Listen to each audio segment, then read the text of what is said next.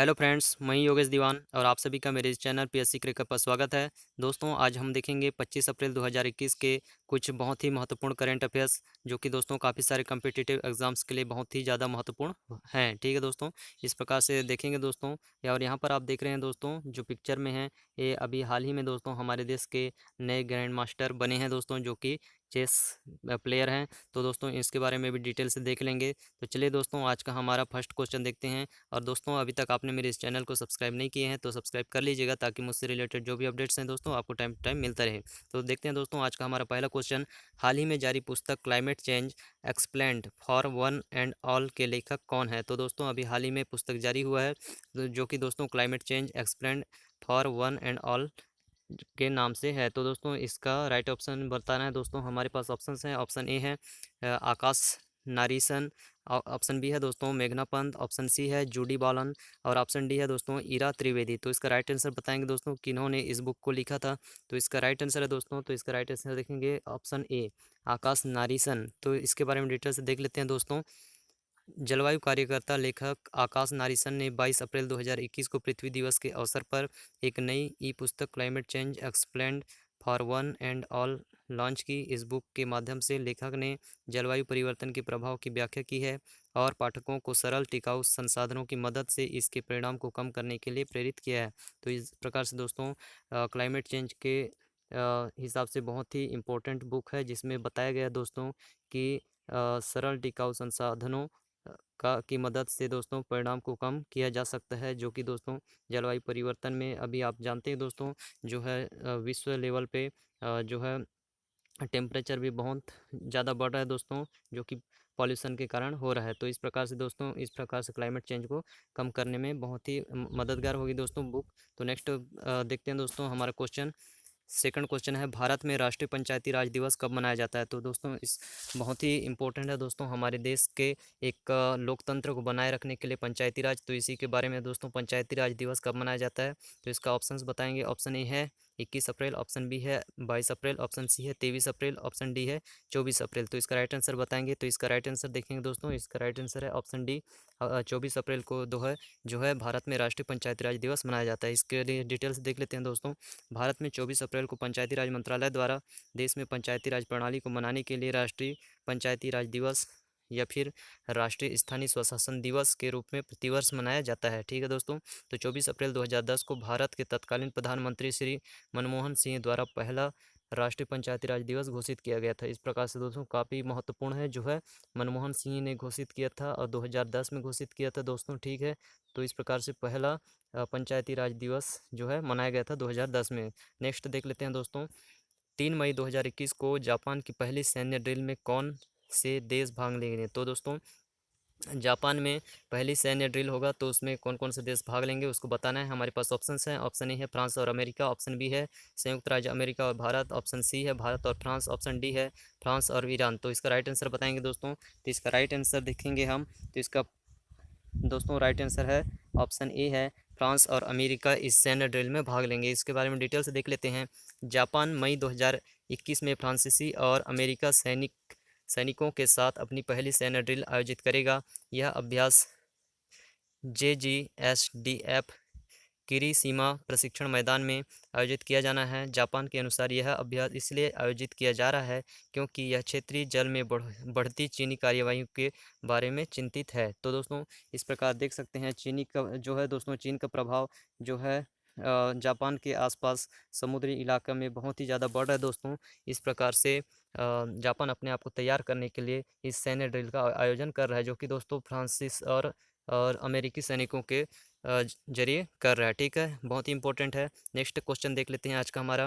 निम्नलिखित में से कौन सी पूरे संगठन में संयुक्त राष्ट्र द्वारा इस्तेमाल की जाने वाली 6 आधिकारिक भाषाओं में से एक है? तो दोस्तों इस प्रकार से आप जानते होंगे कि दोस्तों जो है संयुक्त राष्ट्र संगठन में 6 आधिकारिक भाषाओं का यूज किया जाता है, जिसमें से कौन कौन से राइट हैं उसको बताना है। ठीक है दोस्तों, या फिर कौन सा एक राइट है? तो दोस्तों हमारे पास ऑप्शंस है। ऑप्शन ए है अरबी, ऑप्शन बी है स्पेनिश, ऑप्शन सी है अंग्रेजी और ऑप्शन डी है उपरोक्त सभी। तो इसका राइट आंसर बताएंगे दोस्तों कि कौन से भाषा का उपयोग करते हैं संयुक्त राष्ट्र संगठन में। ठीक है, तो इसका राइट आंसर बताएंगे। तो इसका राइट आंसर है दोस्तों ऑप्शन डी उपरोक्त सभी, तो उपरोक्त सभी अर्थात दोस्तों अरबी, स्पेनिश, अंग्रेजी तीनों का ही यूज किया जाता है। डिटेल से देख लेते हैं दोस्तों। पूरे संगठन में संयुक्त राष्ट्र द्वारा उपयोग की जाने वाली 6 आधिकारिक भाषाएं हैं। अरबी है, चीनी है, अंग्रेजी है, फ्रेंच, रूसी और स्पेनिश। इस प्रकार से 6 भाषाओं का उपयोग किया जाता है। ठीक है दोस्तों। संयुक्त राष्ट्र अंग्रेजी भाषा दिवस और संयुक्त राष्ट्र स्पेनिश भाषा दिवस प्रतिवर्ष 23 अप्रैल को मनाया जाता है। इस प्रकार से दोस्तों ये जो है न्यूज़ में था। तो दोस्तों याद रखेंगे क्या है, संयुक्त राष्ट्र स्पेनिश भाषा और दिवस जो है दोस्तों, और जो है संयुक्त राष्ट्र अंग्रेजी भाषा दिवस जो है 23 अप्रैल को प्रतिवर्ष मनाया जाता है। ठीक है, तो इसीलिए ये जो है न्यूज़ में था दोस्तों, याद रखेंगे। नेक्स्ट देखते हैं, पांचवा है, भारत के 68वें ग्रैंड मास्टर कौन बने हैं। तो दोस्तों अभी हाल ही में मैं जो है स्टार्टिंग में चर्चा कर रहा था, तो दोस्तों भारत के 68वें ग्रैंड मास्टर बने हैं, उनका नाम बताना है दोस्तों। ठीक है, ऑप्शन ए है लियोन मेंडोका, बी है दोस्तों जी आकाश, सी है अर्जुन कल्याण और डी है दोस्तों रौनक साधवानी। तो दोस्तों इसका राइट आंसर बताएंगे उस पर्सनालिटी का नाम, तो उस पर्सनालिटी का नाम है दोस्तों अर्जुन कल्याण। ऑप्शन सी राइट आंसर है। इसके बारे में डिटेल से देख लेते हैं।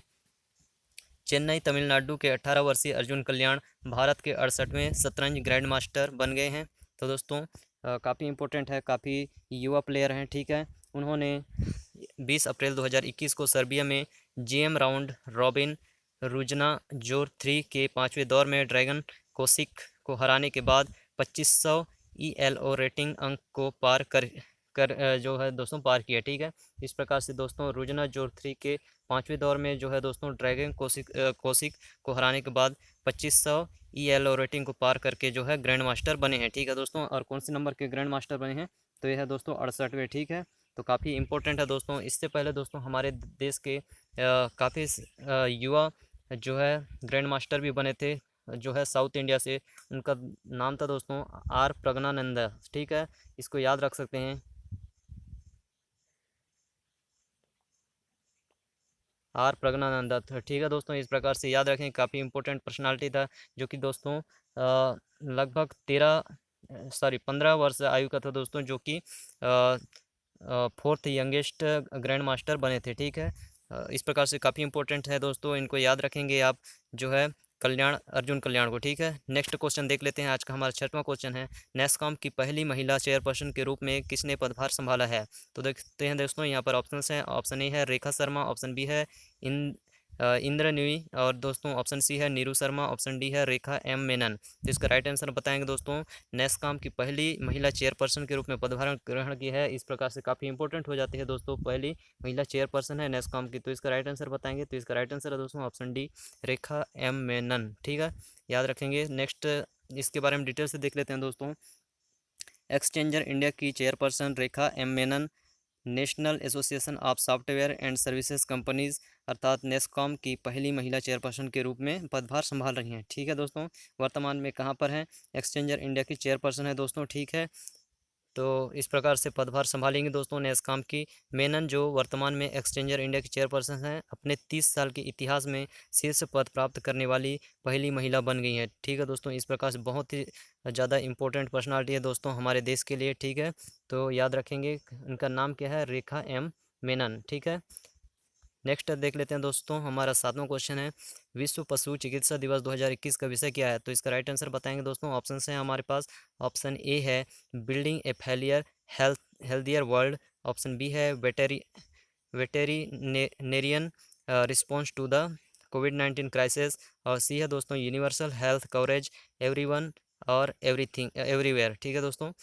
डी है veterinarian fight against the corona virus pandemic. ठीक है दोस्तों, तो इसका विषय क्या है उसको बताएंगे दोस्तों। विश्व पशु चिकित्सा दिवस 2021 का विषय क्या था, तो इसका राइट आंसर है दोस्तों हमारे पास option B veterinarian response to the कोविड-19 क्राइसिस। ठीक है दोस्तों, इस प्रकार से काफ़ी इंपॉर्टेंट हो जाता है, क्योंकि दोस्तों हाल में क्या है, कोविड-19 जो बीमारी है बहुत ही लार्ज स्केल पे फैलते जा रहा है दोस्तों। ठीक है, तो इस प्रकार से याद रखेंगे। ठीक है, तो इसका विषय था विश्व पशु चिकित्सा दिवस का वेटेरिनेरियन रिस्पॉन्स टू द कोविड-19 क्राइसिस। इसके बारे में डिटेल से देख लेते हैं दोस्तों।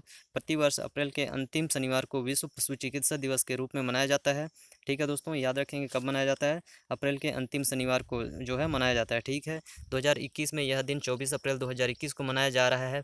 2021 विश्व पशु चिकित्सा दिवस का विषय वेटेरिनेरियन रिस्पॉन्स टू द कोविड-19 क्राइसिस है। जानवरों और समाज के स्वास्थ्य के लिए पशु चिकित्सकों की प्रतिबद्धताओं की सराहना करने के लिए 2020 में विश्व पशु चिकित्सा संघ द्वारा दिन बनाया गया था। ठीक है दोस्तों, इस प्रकार से बहुत ही इंपॉर्टेंट है दोस्तों, क्या है, जानवरों और समाज के लिए स्वास्थ्य के लिए पशु चिकित्सकों की प्रतिबद्धताओं को सराहना करने के लिए 2020 में विश्व पशु चिकित्सा संघ अर्थात WVA बनाया गया था। तो इस प्रकार से याद रखेंगे दोस्तों, बहुत ही इंपॉर्टेंट है। नेक्स्ट क्वेश्चन देखते हैं, आज का हमारा 8वां क्वेश्चन है।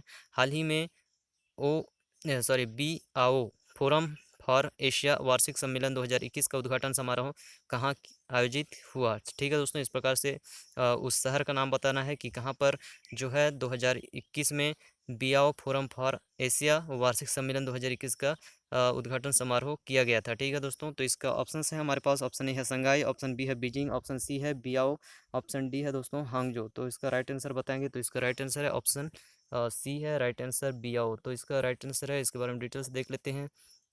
हाल ही में दक्षिण चीन में हाइनान प्रांत के बियाओ में बियाओ फोरम फॉर एशिया वार्षिक सम्मेलन 2021 का उद्घाटन समारोह आयोजित किया गया था। बियाओ फोरम के बारे में देख लेते हैं। तो यह एक जो है गैर लाभकारी संगठन है, जिसे संयुक्त रूप से 2001 में 26 सदस्य राज्यों द्वारा शुरू किया गया था। अब भारत सहित 29 राज्य इसमें सदस्य के रूप में हो गए हैं। ठीक है दोस्तों, तो इस प्रकार से काफ़ी इंपॉर्टेंट है। इसमें अब क्या है, भारत भी ऐड हो गया है। स्टार्टिंग में कितना सदस्य था दोस्तों, तो इसमें 26 सदस्य राज्य स्टार्टिंग में थे, जो कि 2001 में जो है संयुक्त रूप से शुरू किया गया था, और एक क्या है, गैर लाभकारी संगठन है। ठीक है, इस प्रकार से बहुत ही इंपॉर्टेंट है। नेक्स्ट क्वेश्चन देख लेते हैं। निम्नलिखित में से किस संगठन ने gender bias and inclusion and advertising in India report जारी किया है। तो जो है दोस्तों संगठन का नाम बताना है जिसने gender bias and inclusion in advertising in India report जारी किया था। तो इसके लिए है दोस्तों हमारे पास ऑप्शन है, ऑप्शन ए है यूनिसेफ, ऑप्शन बी है यूनेस्को, ऑप्शन सी है UNOPS, और ऑप्शन डी है एमनेस्टी इंटरनेशनल। तो इसका राइट आंसर बताएंगे दोस्तों, तो इसका राइट आंसर है हमारे पास ऑप्शन ए यूनिसेफ, जो है दोस्तों gender bias and inclusion in advertising in India report जारी किया था। तो इसके बारे में डिटेल्स देख लेते हैं। हाल ही में संयुक्त राष्ट्र बाल कोष अर्थात यूनिसेफ, ठीक है दोस्तों, यूनाइटेड नेशन जो है उसके द्वारा जो है दोस्तों अभी हाल ही में क्या किया गया था, संयुक्त राष्ट्र बाल कोष और गीना Davis institute on gender in media अर्थात GDI ने gender bias and inclusion in advertising in India report शीर्षक से एक रिपोर्ट जारी की थी। शोध से पता चलता है कि भारत में विज्ञापन वैश्विक बेंचमार्क से बेहतर होते हैं। ठीक है दोस्तों, क्योंकि लड़कियों और महिलाओं को स्क्रीन शेयर करने और बोलने के समय के मामलों में प्रतिनिधित्व की समानता है, परंतु उनका चित्रण लिंग भेद की समस्या से ग्रस्त है। तो इस प्रकार से दोस्तों काफ़ी इंपॉर्टेंट है, क्या बोला जा रहा है शीर्षक में, जो है शोध से पता चला है कि भारत में विज्ञापन वैश्विक बेंचमार्क से बेहतर होते हैं। ठीक है दोस्तों, इस प्रकार से बोला जा रहा है क्योंकि लड़कियों और महिलाओं को स्क्रीन शेयर करने और बोलने के समय के प्रतिनिधित्व की समानता है, परंतु उनका चित्रण लिंग भेद की समस्या से ग्रसित है, बोल रहा है। इस प्रकार से दोस्तों भारत को अपना स्थिति सुधारने की ज़रूरत है। ठीक है, तो इस प्रकार से बहुत ही इंपॉर्टेंट हो जाता है दोस्तों। तो इस प्रकार से आप देख सकते हैं gender bias and inclusion in advertising in India report कौन जारी करता है, तो यूनिसेफ जारी करता है दोस्तों, इसको याद रखेंगे, जो कि संयुक्त राष्ट्र बाल कोष के रूप में कार्य करता है। ठीक है, और नेक्स्ट है दोस्तों आज का हमारा 10वां क्वेश्चन है।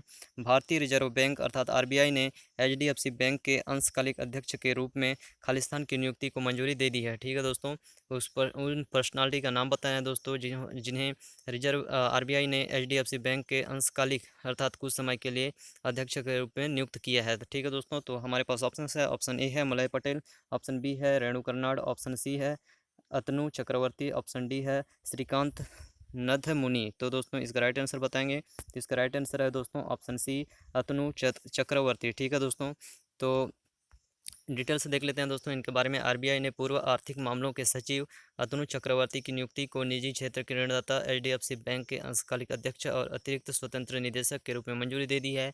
गुजरात कैडर के 1985 बैच के आईएएस अधिकारी को 5 मई 2021 से 3 साल के लिए नियुक्त किया गया है, या उनकी जिम्मेदारी लेने की तारीख जो भी बाद में है। तो इस प्रकार से दोस्तों लगभग 3 साल के लिए इन्हें नियुक्त किया गया है। ठीक है दोस्तों, इस प्रकार से याद रख सकते हैं। तो इस प्रकार से दोस्तों आज हमने टोटल 10 क्वेश्चन जो है दोस्तों देख लिए हैं, जो कि हमारे जो भी एग्ज़ाम्स के लिए हैं, कम्पिटिटिव एग्ज़ाम्स के लिए बहुत सारा महत्वपूर्ण है दोस्तों।